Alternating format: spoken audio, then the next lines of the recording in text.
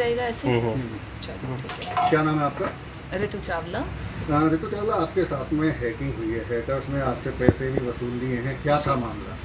Sir मामला ये था कि मैं तो अपनी एक क्लास के लिए गई हुई थी। जैसे ही मैं वहाँ से निकली तो उसमें मैंने अपने फ़ोन का व्हाट्सएप ऑन किया, कॉल्स आ रहे थे उस पर। मैंने अननोन नंबर से कॉल पिक नहीं करती तो मैंने उसे डिस्कनेक्ट कर दिया। तो उसका मैसेज आया, कॉल डिस्कनेक्ट मत करना अदरवाइज़ तुम्हारा अकाउंट डीएक्टिवेट हो जाएगा। तब मुझे पता चला कि मेरा अकाउंट ही हैक हो गया है। नहीं, आप करते क्या हैं और कैसे ये शुरुआत? मैं मेरा मेकअप स्टूडियो है, as you can see, Ritu Chawla makeovers के नाम से। और काफ़ी अच्छी फॉलोइंग भी है।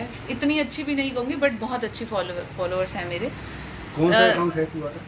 Instagram account sir. The thing is that लोगों को लगता है कि ये जस्ट एक इंस्टाग्राम अकाउंट है, but it's just not an account, it's my identity.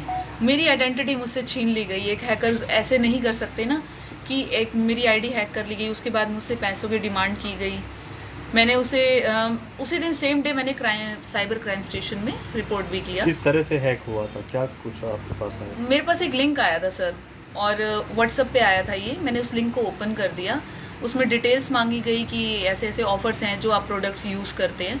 तो मैंने कहा ठीक है, ऑफर्स हैं, हमें तो प्रोडक्ट्स चाहिए ही होते हैं। तो मैंने उस लिंक को ओपन किया और उस लिंक को ओपन करने से ही वो आईडी हैक हो गई थी। सो आई रिक्वेस्ट यू ऑल कि कोई भी लिंक आपके इंस्टा व्हाट्सएप पे ऐसे आए, आप उसको बिना देखे अपनी डिटेल्स शेयर मत कीजिए। मैंने उस पर अपनी ईमेल आईडी, पासवर्ड और email ID and contact number डाला। इतना ही इनफ होता है इन लोगों के लिए।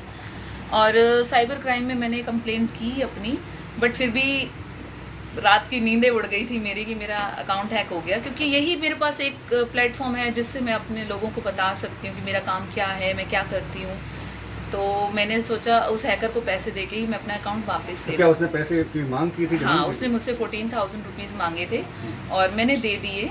उन्होंने बोला अकाउंट पहले मुझे 5,000 करो, तो मैंने पेटीएम के QR कोड पे उसे स्कैन करके पेमेंट कर दी। उसने मुझे अकाउंट वापस भी कर दिया।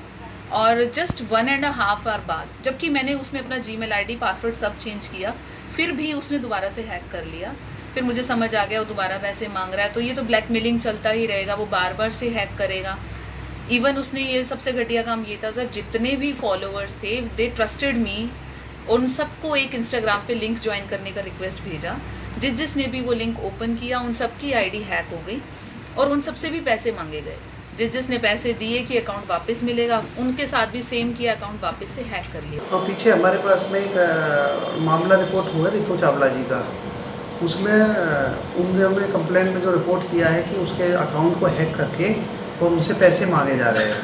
हमारे पास जब कंप्लेंट प्राप्त हुई तो हमने उसको तुरंत ही संबंधित जो भी इंस्टाग्राम है या जिस जहाँ भी उन्होंने पैसे भेजे हैं, हमने उनको मेल डाल दिया और वहाँ से कुछ का जवाब आ गया है, कुछ का अभी आना बाकी है। और फर्दर इन्वेस्टिगेशन के लिए उस पर FIR के लिए रिकमेंड करके भेजा जा चुका है। उस पर हमारा वर्क चल रहा है। किस तरह से ये हैकिंग किया जा रहा है अकाउंट्स को? किस तरह से वेरिफिकेशन के नाम पे हो रहा है, क्योंकि ब्लू टिक के चक्कर में लोग शिकार हो रहे हैं?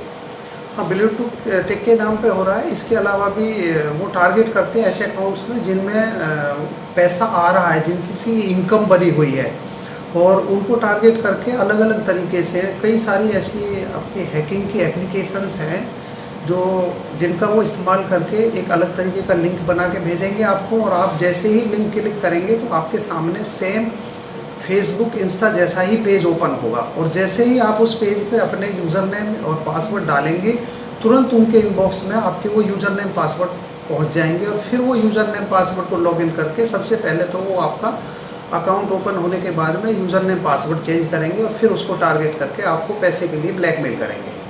किस तरह से बचा जा सकता है सर? किस तरह से सेव रख सकते हैं अपने अकाउंट को, खासतौर से वो लोग जिनके फॉलोअर्स की संख्या कुछ ज़्यादा है? इसके लिए कभी भी हमें किसी भी प्रकार का कोई लिंक ओपन नहीं करना, और जो उनकी ऑफिशियल वेबसाइट्स है उसके अलावा हम किसी भी दूसरी जगह किसी ब्राउज़र से या उससे लॉगिन ना करें। दूसरा क्या है कि हमारा जो पासवर्ड है वो एक मिश्रण होना चाहिए, अल्फ़ाबेटिक भी होना चाहिए और न्यूमेरिकल भी होना चाहिए, एक स्ट्रॉन्ग पासवर्ड हो, और उसमें एक 2 स्टेप ऑथेंटिक वेरिफिकेशन का भी ऑप्शन है, उसका भी इस्तेमाल करें। इसके अलावा समय समय पर अपनी मेल आईडी को खोल के और उसके जो मेल आईडी और जो फ़ोन नंबर्स हमने दिए हुए हैं उनको प्रोफाइल्स को हाइड रखें, और सिक्योरिटी चेकअप का एक ऑप्शंस है उसमें, उसको देखें कि कौन सी पोस्टें हमने डाली हैं, कौन सी हमने नहीं डाली हैं। उससे हमें यह जानकारी हो जाएगी कि ये प्रोफाइल्स हमारे अलावा कोई दूसरा व्यक्ति इस्तेमाल नहीं कर रहा है। सर अगर किसी का हैक हो जाता है और वो अब पुलिस को बिना बताए पेमेंट भी कर देता है, इस सिचुएशन में सबसे पहले उसको क्या करना चाहिए, किस तरह से वो पुलिस की मदद ले सकता है? कभी भी पैसे ऐसे आप ट्रांसफ़र ना करें। सबसे पहले आप पुलिस के पास आएँ। हमारे यहाँ साइबर थाना है फरीदाबाद में, ये 24 घंटे यहाँ पे ड्यूटी अफसर होता है। आप किसी भी टाइम आप आके रिपोर्ट कर सकते हैं। इसके अलावा cybercrime.gov.in एक साइबर का अपना पोर्टल बनाया हुआ है ऑनलाइन। आप अगर आने में असमर्थ हैं तो घर बैठे भी मामला रिपोर्ट कर सकते हैं। इसके अलावा आप कोई भी प्रोफाइल्स जो रिपोर्ट हो रही है, या तो हमारी प्रोफाइल्स उसने फेक बनाई है या किसी प्रोफाइल से हमें मैसेज आ रहे हैं, सबसे पहले हमें क्या करना चाहिए, हमें उसको ओपन करके उसका URL कॉपी करना चाहिए। क्योंकि अगर हमने URL कॉपी किया नहीं है और उसने वो प्रोफाइल डिलीट कर दी है तो कोई भी लॉ इन्फोर्समेंट एजेंसी उसका रिकॉर्ड नहीं मंगवा पाएगी।